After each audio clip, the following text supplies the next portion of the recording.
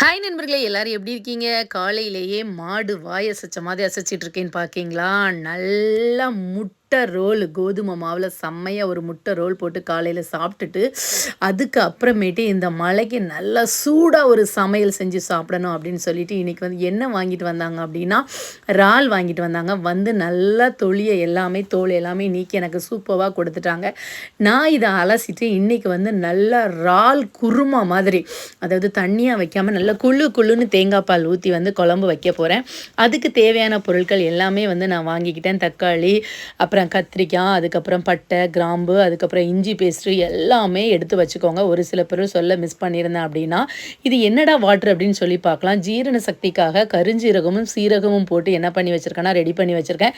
இதுதான் நான் சொன்ன அந்த முட்டை ரோலு எப்படி இருக்குது பார்த்தீங்களா? சூப்பராக இருக்குல்ல பார்த்தோன்னே சாப்பிட்றதுக்கு.